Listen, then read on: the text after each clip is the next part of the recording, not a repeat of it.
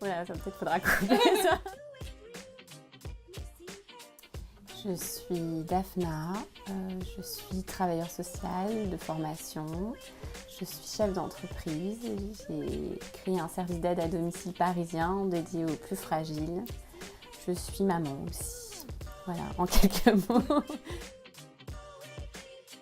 Logivité, c'est un service d'aide à domicile parisien dédié aux plus fragiles qui non seulement ont besoin d'aide pour rester vivre dans de bonnes conditions chez eux, mais aussi parfois rencontrent des difficultés supplémentaires qui viennent compliquer le truc, quoi. Des difficultés d'ordre financier, social.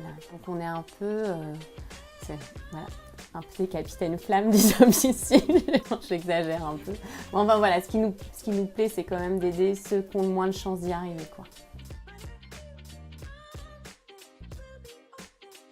J'avais très envie d'être mon propre patron. J'avais très envie, un peu naïvement, mais quand même, il en est resté des choses, de créer une entreprise un peu différente, de pouvoir faire en sorte que les gens qui travailleraient avec moi, ça serait mieux de travailler là qu'ailleurs, quoi. Envie de pouvoir fixer dans la réalité qui est la nôtre, parce qu'en fait, on ne peut pas ce qu'on veut, mais de fixer aussi un peu des règles à moi, quoi. Alors c'est drôle parce que Logivité s'est créée avant, alors je pense que l'ESS existait, mais avant qu'elle soit structurée telle qu'on la connaît aujourd'hui. J'ai compris aussi que en fait, si Logivité à un moment donné y arrivait, émergeait, ce serait grâce aux hommes et surtout aux femmes qui composent son équipe. Donc du coup j'ai fixé un certain nombre de règles, effectivement, sans en connaître les mots à ce moment-là, de lucrativité limitée, de gouvernance participative, de pas d'écart de salaire indécent. Et donc j'ai mis ça en place avant même que l'agrément ESUS arrive il y a quelques années.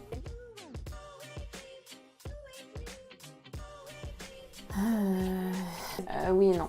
En fait, c'est oui parce que comme je le disais tout à l'heure, on peut quand même insuffler cette histoire de SS, voilà, c'est moi, c'est parce que j'avais envie que ça se passe comme ça. Et en liberté, non, finalement, on est de moins en moins libre parce qu'on est terriblement engagé vis-à-vis des gens qu'on embarque dans cette aventure et qu'on peut pas planter, quoi. Donc voilà.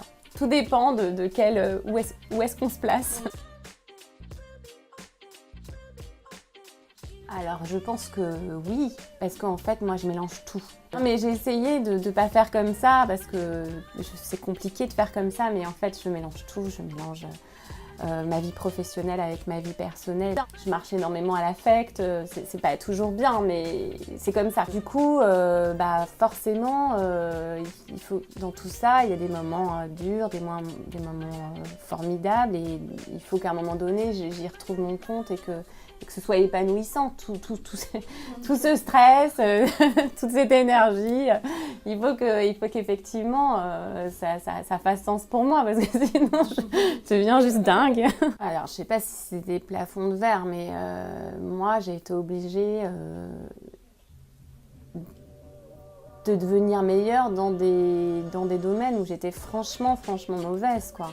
J'avais pas du tout compris, moi, qu'en créant ma boîte, j'allais me retrouver à faire de la gestion, à devoir m'intéresser à de la compta, à réfléchir à comment référencer un site internet. Au début, on n'avait pas les moyens de confier ça à ceux qui savent faire, donc c'était plus compliqué, mais au fur et à mesure, on s'entoure et on fait appel à des prestataires qui nous accompagnent. Et donc j'ai été obligée de m'intéresser à tout un tas de choses qui, à vrai dire, ne m'intéressaient pas du tout. Parce que moi, j'étais là, ce qui me branchait, c'était de pouvoir trouver des solutions pour aider les gens. Et j'avais pas compris que la compta, le développement du chiffre d'affaires, tout ça, c'était des moyens pour y arriver. Voilà.